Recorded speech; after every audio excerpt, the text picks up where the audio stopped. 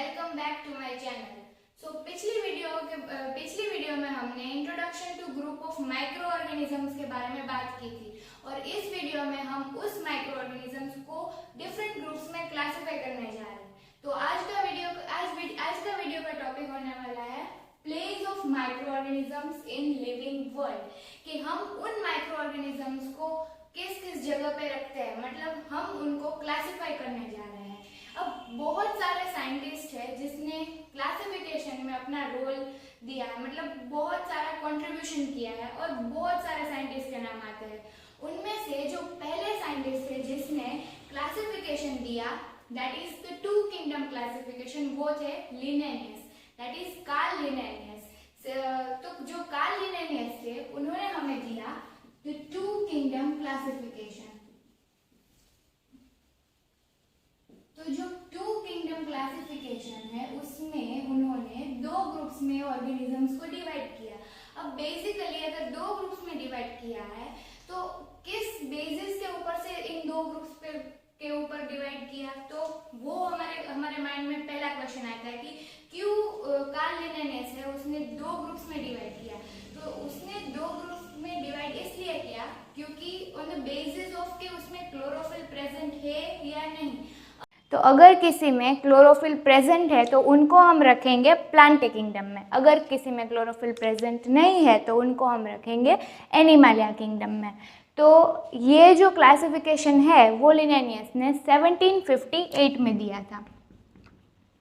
अब यहाँ पे एक ड्रॉबैक आता है कि कुछ ऑर्गेनिजम्स है उसमें क्लोरोफिल भी प्रेजेंट है और उनके जो कैरेक्टर्स है वो एनिमल्स किंगडम को मैच करते हैं। तो वो यहाँ पे एक सबसे बड़ा ड्रॉबैक है, इसीलिए हम इस टू किंगडम क्लासिफिकेशन को कंसिडर नहीं कर सकते हैं। तो जो दूसरा जो साइंटिस्ट है जिसका नाम है अर्नेस्ट हेकल, उन्होंने हमें दिया थ्री किंगडम क्लासिफिकेशन। तो three kingdom classification after the two kingdom classification. तो अब थ्री किंगडम क्लासिफिकेशन में अर्नेस्ट हेकल ने क्या किया कि उन्होंने एक नया ग्रुप इंट्रोड्यूस किया जिसका नाम है प्रोटिस्टा। तो जो थ्री किंगडम क्लासिफिकेशन है वो है प्रोटिस्टा, एनिमालिया एंड प्लांटे। तो जो थ्री किंगडम है वो है प्रोटिस्टा, और एनिमल्स और प्लांट्स जो है वो तो पहले से ही थे। तो यहाँ पे आएगा प्लांटे एंड यहाँ पे आएगा एनिमालिया। तो ये है हमारे जो थ्री किंगडम क्लासिफिकेशन है वो।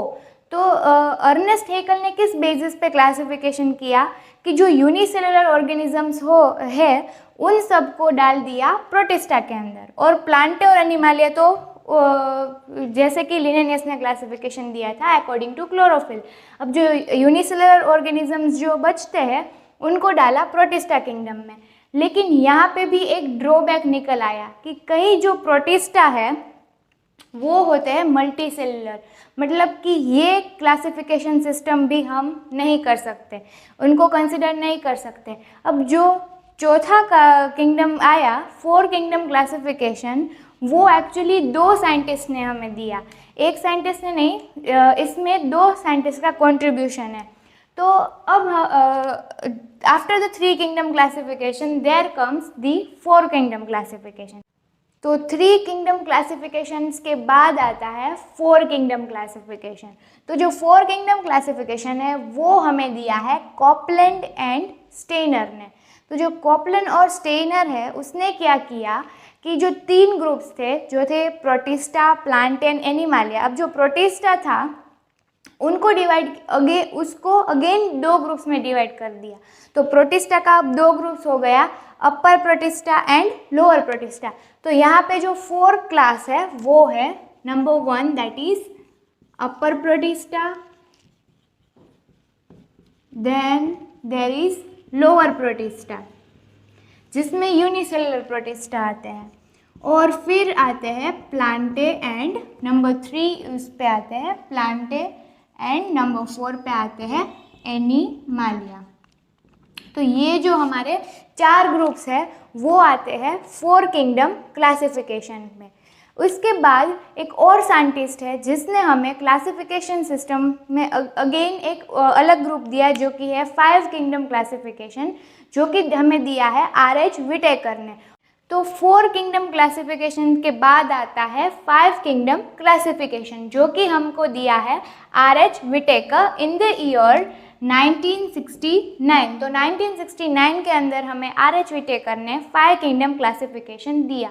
तो सबसे इम्पॉर्टेंट बात यह है कि ये जो क्लासिफिकेशन सिस्टम है, जो कि 5 kingdom classification system, this is the most accepted classification system in the world. ये बहुत ही एक्सेप्टेड क्लासिफिकेशन सिस्टम है। क्यों? क्योंकि RH विटेकर ने ऑर्गेनिजम्स को on the basis of their mode of nutrition, तो मोड ऑफ न्यूट्रिशन के हिसाब से सबको डिवाइड किया है। तो this is most important thing, जो कि एग्ज़ाम में बहुत बार पूछा जाता है कि ऑर्गेनिजम्स को RH विटेकर ने किसके हिसाब से डिवाइड किया, that is mode of nutrition.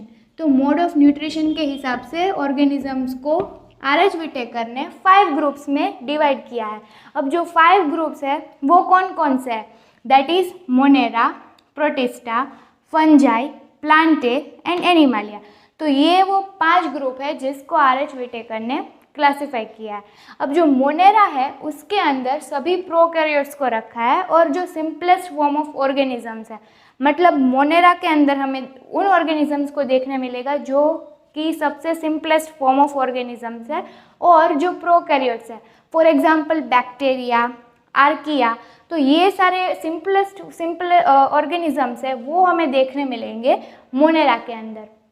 Next आता है प्रोटिस्टा, जिसके अंदर हमें यूकैरियोटिक ऑर्गेनिजम्स जैसे कि आल्गी और प्रोटोजुआ जैसे ऑर्गेनिजम्स जो है वो हमें प्रोटिस्टा के अंदर देखने मिलेंगे। Next that is fungi. अब जो फंजाई है वो है एक नया ग्रुप ऑफ ऑर्गेनिजम्स है जो RH विटेकर ने इंट्रोड्यूस किया, क्योंकि जो प्रोटिस्टा है, प्लांटे है, एनिमालिया है, वो सारे ग्रुप्स तो हमें पढ़ने में आए कि 2 kingdom classification, 3 kingdom classification, 4 kingdom classification, लेकिन यहाँ पे जो फंजाई है वो as a new group RH Whittaker ने इंट्रोड्यूस किया। फंजाई है वो नॉन फोटोसिंथेटिक है, लेकिन उनके जो दूसरे सारे कैरेक्टर्स हैं वो सिमिलर करते हैं प्लांटे की तरह। तो यहाँ पे RH विटेकर ने फंजाई को एक पूरा ही अलग ग्रुप दे दिया जिसमें सारे फंजाई हमें देखने मिलते हैं। दूसरा है प्लांटे एंड एनिमालिया। तो ये दोनों ग्रुप्स तो स्टेबल है from the Linnaeus 2 kingdom classification system.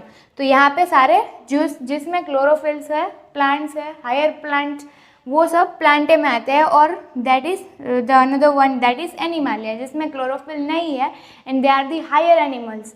सो वो सब आते हैं एनिमालिया के अंदर। तो ये है हमारे 5 क्लासिफिकेशन सिस्टम। तो ये जो सारे क्लासिफिकेशन सिस्टम हमने पढ़े हैं वो आते हैं अंदर in the place of micro organisms in the living world.